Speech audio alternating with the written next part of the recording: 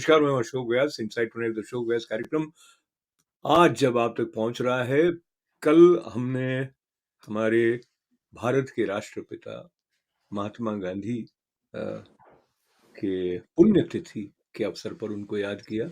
उसके ठीक पहले हमने 26 जनवरी मनाई और जिस तरह के हालात पूरे विश्व में खास करके भारत के हैं, तो कई तरह की चुनौतियां हमारे सामने भारत की स्थिरता को लेकर सामने आती दिखाई दे रही हैं। और जब अ, अमृत महोत्सव मनाया जा रहा है, ऐसे में भारत की स्थिरता को किस तरह की चुनौतियां बाहर से हैं और किस तरह की चुनौतियां भारत के भीतर भी हैं, इसके बारे में बातचीत करने के लिए हमने आमंत्रित किया है डॉक्टर राकेश शर्मा जी को। डॉक्टर साहब, आपका स्वागत है। और हमारा साथ देने के लिए जगदीश सेवानी जी भी हैं। आप दोनों का स्वागत है। और आप दोनों के साथ साथ हमारे दर्शकों को फिर एक बार अभिनंदन करते हुए मैं शुरुआत जगदीश जी आपसे करना चाहता हूं। भारत की जो संप्रभुता है, एक भारत श्रेष्ठ भारत की बात जो हम सुनते हैं, तो आंतरिक चुनौतियों की तरफ भी हम चर्चा करेंगे, पर जो वैश्विक स्तर पर देखा जाए तो भारत को क्या विशेष चुनौती आपको भारत की स्थिरता को इन दिनों दिखाई देती है? Well, according to me, basically there are two threats, एक तो external threat और internal threat.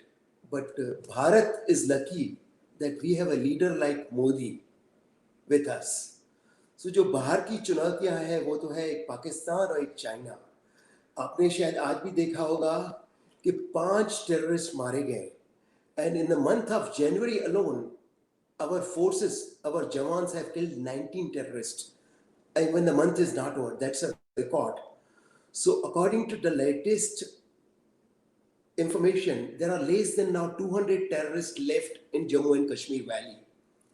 And according to our army and Inspector General of Police, within next year, the number will reduce to less than 100. That's a record. That is called leadership. After Article 370's abrogation, the Lieutenant Governor, central government, Modi government, are after terrorists. अभी terrorist भाग रहे हैं या उनको मार रहे हैं। ये रिकॉर्ड है अशोक जी कि एक महीने में 19 टेररिस्ट मारे गए, इंक्लूडिंग लीडर ऑफ जैश ए मोहम्मद। जगदीश जी, मैं आपके पास फिर आता हूँ। और डॉक्टर साहब, जो इंटरनल और एक्सटर्नल थ्रेट है वो कई जगह पे ओवरलैप हो जाती हैं। जैसे जम्मू कश्मीर के मामले में भी है और कुछ पंजाब में भी कुछ ऐसी स्थितियां दिखाई देती हैं जहां ऐसा लगता है कि जो बाहरी ताकतें हैं उनका सीधा सीधा हस्तक्षेप है। पर आपसे फिर एक बार, जो एक्सटर्नल थ्रेट्स की बात हम कर रहे थे और जगदीश जी ने चाइना का उल्लेख किया, पाकिस्तान को भी याद किया जाना चाहिए अभी तक कि नहीं किया जाना चाहिए? कई लोग कहते हैं भाई पाकिस्तान बहुत कमजोर हो गया है, लेकिन फिर भी जिस तरह का संबंध पाकिस्तान के साथ है वो, और आप अपनी बात कहते हुए अमेरिका की जो भूमिका अब भारत पाकिस्तान संबंधों की दृष्टि से आपको लग रही है, कुछ नए सिरे से अफगानिस्तान की डेवलपमेंट के बाद, उसके बारे में भी आप अपनी टिप्पणी करें डॉक्टर साहब। Sure. See, just like Jagdish ji said, we have both external as well as internal threats. Let's talk about external initially. As we all know, which is not a secret, China and Pakistan have been enemies of India. It's an open thing. I'm not giving any new information. But the issue here is China has been sitting quiet relatively until 2-3 years ago. And that's when they had attacked Galwan Valley. And we had, some few deaths on both sides. That's number one. So China is not going to stay quiet. And the blunder really happened. If I just want to go into geography and history, China never had borders with India until it took over Tibet. And sure, this is the fault of Nehru's policy that they allowed China to annex Tibet. If Tibet was an independent country, China would never have any border with India. Now, China has borders with India, Nepal, Bhutan on our side, and plus 12 or 13 other countries. So it's a uh, it's a country that has been trying to take territory of other countries inch by inch, foot by foot, and mile by mile. So that's number one. Number two, Pakistan. Pakistan has a problem with us because of Kashmir issue. But what I'm not very happy with is Pakistan is a small country compared to India. We should have taken care of Pakistan long time ago, and believe it or not, they are not people who can have negotiation across the table. Sooner or later, one day, you will have to resort to attack on Pakistan. I hate to say that because war is a bad thing, but as Shri Krishna said in Mahabharat, that you only negotiate up to certain point, and then one day comes that you have no choice but to go to war, and that's what will happen to Yeah, Pakistan. let, So I let me just want interrupt. to Yeah, mention two more things. uh, China and Pakistan are known enemies, but we have other countries like Turkey, like Malaysia, who have been interfering in the internal matters of India. They have been taking sides of Pakistan, and I think that is also an external threat, that is invisible threat. so there are visible as well as invisible threats, and let me, being proponent of non-violence, coming from India, and as you also said, there is always a sense of hope that through dialogue we can resolve issues. Whether that happens or not happens, how long it takes, and whether war is a solution or not, leaving that as an open-ended space. Jagdish, coming back to your reference to leadership of India, do you see there has been some shift in India's approach towards addressing some of the external threats, whether it is China or Pakistan? Allow me to add, we also read about China deploying some robots on the border. There is a new experiment, and then, of course, the use of drone. So that adds additional dimension to the need, uh, technological advancement also becoming an integral part of keeping a country safe. So on both fronts, as far as India's preparedness to face any external threat from, say, China or some other at some other border, Jagdish. Yes, Ashokji, let me tell you very frankly, and the whole world knows that now India is under a dynamic leadership of Narendra Modi, who means business. Pakistan has already realized it. If you will send terrorists, we will come inside. हम घुस के आपको मारेंगे, and they have realized it. And I'm sure China also knows that India of 2021 22 is different than what it was in 2014 and before that. So before they do anything, and they have already realized it last year or 2 years back, then when they encroached Galwan Valley and all. So they have been, I would say, defeated already. So I don't think they will dare to do anything at this junction. But let me also remind you that at this junction, America is also with us. I just wanted to remind you this day after tomorrow, 1st February, is the 20th anniversary of Daniel Pearl, the Wall Street journalist who was killed in Pakistan. So even America has to understand that Pakistan is an epicenter of terrorism and China is supporting Pakistan. So we have a common enemy. So India and US and all the democracies in the world have to come together, like Rakesh said, that we have to come together to fight this menace of terrorism. And what China is bullying every almost 19 countries. They have territorial problems, so we have to take care of them together. All the democratic countries have to come together and take care of China and Pakistan. So, Dr. Sharma, while I do not question anybody having a lot of hero worship of any leader, but again and again, when I hear Jagdish ji, I'm reminded of Chappan Inch Ka Sina. And then when this kind of rhetoric about a leader is heard again and again, people start looking at ground realities. And again, we have to admit that one single leader is not enough to address multi pronged threats which India is facing. And while we are talking about China, initially the approach that Prime Minister Modi adopted, and you probably would remember the pictures of China's counterpart with Prime Minister Modi sitting and having Jhula in Gujarat, Swing. uh, but that didn't yield to the desired results, which means even a leader like Modi may not get the kind of result which Jagdish ji again and again is reminding us that now this is the leadership, etc. Having said that, I also would like to bring to your attention that we lost an important military leader, Rawatji. And there are some conspiracy theories. Maybe it was a handiwork of somebody, and we allow me also to recollect with you.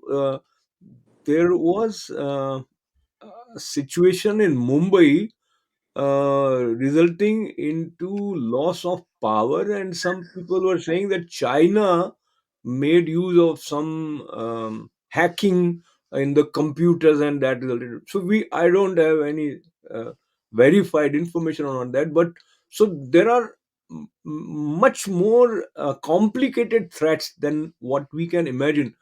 Now, talking about India's preparedness in the light of the additional role which technology is playing, as well as our gullibility in terms of trusting trusting people, and especially coming from the complicated structure that India has. So overall, same question to you, reference of external threat, India's preparedness, and what I'll bring uh, additional dimension is India's relationship with Israel. How significant do you feel it may turn out to be in case of any emergency? Now, these are multiple questions. Let me just say, give small answers to each of them. Number one, I would definitely give two thumbs up to Modi government for efforts that they have made in the last 6 7 years, and they have cornered Pakistan into a situation where, except China and Turkey, there's no other nation that wants to stand next to Pakistan. They don't even want to meet Prime Minister of Pakistan in a daylight. So that's the best foreign policy that Modi government has achieved in the last 6 7 years. I hope Pakistan learns a lesson and backs down from its terrorist activities. As far as China is concerned, as you said, that Modi met his counterpart 2 years ago. Now, I'm old enough to remember that in 1962, when Indo-China War happened, just 2 years prior to that, Chow and Lai came to India and met Jawaharlal Nehru. And that's when we all started to say Hindi chini bhai bhai. And after a year or so, they attacked India. So this mistrust has not disappeared. So I don't know why any Indian should believe that Chinese premier would come and have dinner with you and shake hands with you, and suddenly he is going to be your friend. It's not going to happen. As far as other countries are concerned that you mentioned, Israel, I think this is one of the biggest achievements of India in the last decade or so, that they have joined hands with Israel, because they both have figured it out that they have a common enemy. So Israel, India are perhaps two nations surrounded by all the Islamic nations, and they need to be extra careful. And this friendship will go quite far. And I think it's a genuine friendship. It's a friendship of need also. They both need each other. And I hope that United States takes a little bit more favorable stance towards India, as they have been taking for Israel. What we have been seeing in U.S. universities about Hindutva, against Hindutva, and if U.S. Senate passes this uh, Islamophobia bill, that will be quite bad, detrimental to India. So US has to take care of certain things. We don't know the internal politics of United States. We all are common people living here, but I hope someone in Senate realizes that this Islamophobia bill is a bad for rest of the world, and friendship with Israel is perhaps the best thing. And Modi government also did one extremely intelligent thing. Most of the Middle Eastern countries, especially Saudi Arabia, has been keeping distance from Pakistan. And they were the biggest supporters of Pakistan. Pakistan is a bankrupt nation because they really had, they never had anything. They were dependent on all this free money flowing into their country from Middle East, and now that has been stopped. And Turkey is the last country, but I think Turkey's own economy is so bad right now. Their Turkish lira is hardly 40% of what it used to be 7 8 years ago. So I don't think Turkey is in any position to have some unfriendly relationship with India. They've already seen that India can harm Turkey significantly. So I think they're going to back down. So Pakistan has been cornered, and China better learn something, because our soldiers have much better quality, better fighting skills as compared to Chinese soldiers. So they really need to understand that. Dr. Sharma, I appreciate that, and I want to move towards the internal threat part.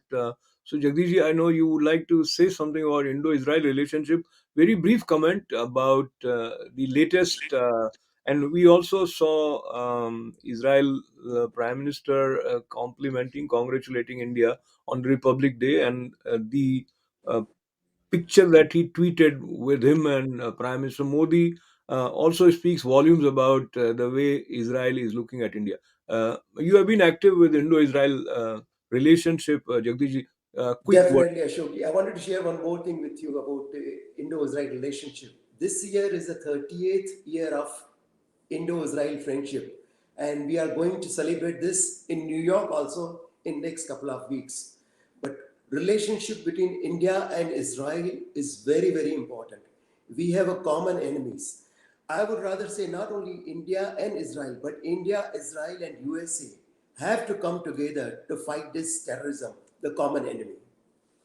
Wonderful. Now, Dr. Sharma, let's jump towards UP election.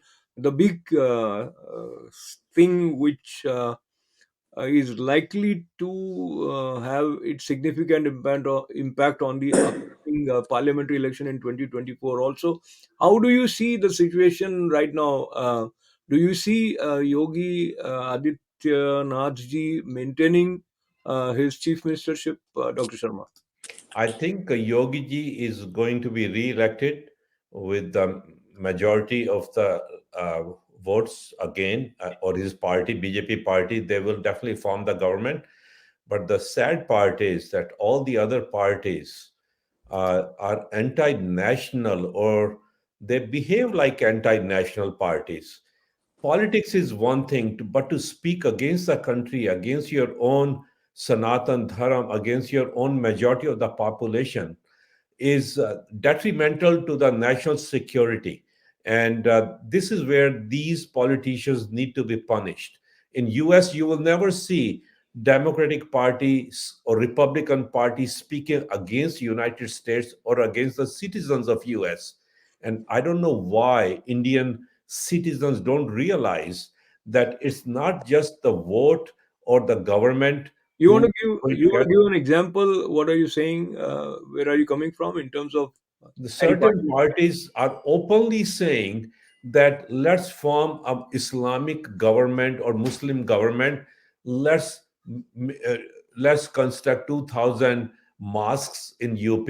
Let's do or pay double the salary to imams. Let's do things for Muslims only.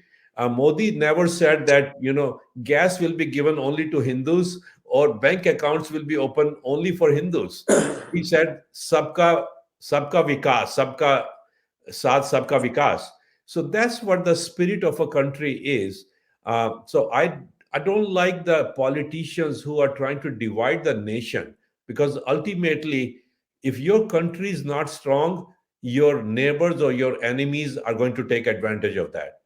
Country being strong, being fair and equitable with equal opportunities for everyone is like a utopia, Jagdishji, the way things are. Especially what bothers me is someone who is behind bar for multiple cases. If a party, Samajwadi Party, gives ticket to him, also someone who was a known face for exodus of Hindus from Kerala is given ticket by Samajwadi Party, and yet on ground looks like they do have substantial chances of getting more seats than what they got last time. So overall, sometimes there are multiple issues which results into a voter deciding, or the poll surveys that we have seen. Jagdish, your take on the scenario of UP election? Ashokji, the choice for UP Janta is very clear. Whether they want Lotus or Lotus, whether they want Ram Rajya or Mafia Raj, they have seen in past 5 years. They have to realize that from every seat, Yogi ji is running. They have to see कि उन कौन से चुनाव है. It is they have to just focus on Kamal. Period. What Yogi ji and Modi ji has done in past 5 years, just if you see, you know, पूरे जो mafia राज है अभी या तो जेल में है या वो खुद सरेंडर कर रहे हैं. अभी तक ऐसा हुआ ही नहीं था. एसपी का राज था या बीएसपी का राज था, माफिया राज था. योगी की राज में राम राज्य है. लुक एट दिस दीपोत्सव इन अयोध्या. राम महा राम राज्य अपना राम मंदिर बन रहा है बना. काशी So में yeah, Bhavya. yeah. So sorry to interrupt you. Sorry to interrupt. Yes. And I'll come back to you. When Jagdish says Ram Rajya, Dr. Sharma, lot of people have that flag, secularism flag. Like, where is secularism? It is Ram Rajya. So we need that narrative which would make it clear that Ram Rajya doesn't exclude anybody. But from that point of view, I think narrative building has not been a very strong point of Modi government, Dr. Sharma. Uh, could you repeat that question? I didn't. I said building a narrative, or communicating in a way that people understand about their intentions. For example, they had to take back this farmers reform bills also, and Yeah. CAA also unnecessarily faced so much opposition. That's right. Here, I will definitely criticize Modi government. The reason being the PR work. I may have the best intentions, but if I do not explain that to the people, they may take it in a different way. So somewhere Modi government has failed to project those good intentions that they have for the public, and that's what we saw in CAA. I think that certain steps are taken in such a rush that public is actually exploited by opposition, and Modi government should make sure that before opposition can take advantage of any issue, they explain it very clearly to the public. So coming back to you, Jagdishji, and allow me to connect with Punjab here. And Yes. a criminal was brought by Yogi Adityanath ji's government from Punjab, But Mukhtar Ansari, who was being protected by Congress government. And that time, remember, Captain Amrinder Singh was the chief minister. Now he's no more a part of the Congress. Still, the dynamics of Punjab have additional sensitive areas which needs to be addressed. And you would also recollect the security messed up situation in Punjab while Prime Minister Modi was there. So, focusing on Punjab, how do you see the scenario? Of course, BJP is not going to do good there. No, look at when looking at the Punjab state, the Punjab state has totally failed. I must remind you of what happened during Modi's visit. Just imagine a prime minister of the country is right on the highway, and there are from few feet from there are demonstrations, there are protesters. It cannot happen. The Punjab government has miserably failed. Now the only option Punjab people have is they have now BJP has joined hands with captains Punjab Congress and Breakaway Akali Dal. So I'm sure that now the choice is very clear for Punjab that BJP and Captain and Akali Dal, and I'm sure they will form the government. It's about time that Punjab has a government which works, which believes in doing business. If you remember, Punjab is the most prosperous state. It was used to be. It has to come to that level if it has a right government. So, just 3-4 minutes that we have, Dr. Sharma and Jagdish, I would like to recollect with you that for last few years we haven't had big scam or corruption related issues catching headlines, and yet the polarization is also like a big threat. So there are different leaders coming up with statements which further divide, and then the TV channels keep talking about what Rahul Gandhi said or what Navjot Singh Sidhu said, etc., etc. So, what is the hope that you see in terms of unifying the spirit of India, Dr. Sharma? Two, three simple things. One, we need to have a position that is not anti-nation. So how do we do that? I think their leaders need to be arrested anytime they make some statement against the country. A lot of countries have that kind of law, but somehow in India, you can say anything against India or against Hindus or Sanatan Dharam, and nothing happens to you. That's the need for the country. That's the only way you can make country strong. And also at the same time, uh, I don't want to say just education, but we need to have different kind of education from the beginning. What happened after 1947, we all know. First five Yeah, sorry. education ministers were not Just, in India's favor. I think that's a very valid point. Jagdish, last 30 seconds for you, sir. Yes, I would say the choice is very clear. India is a democratic country and there are elections in 5 years. The people, जनता को अभी इनको सबक सिखाना चाहिए. जो whether they want to favor people who favor Jinnah or people who favor Sardar Patel. The choice is very clear in front of people of India.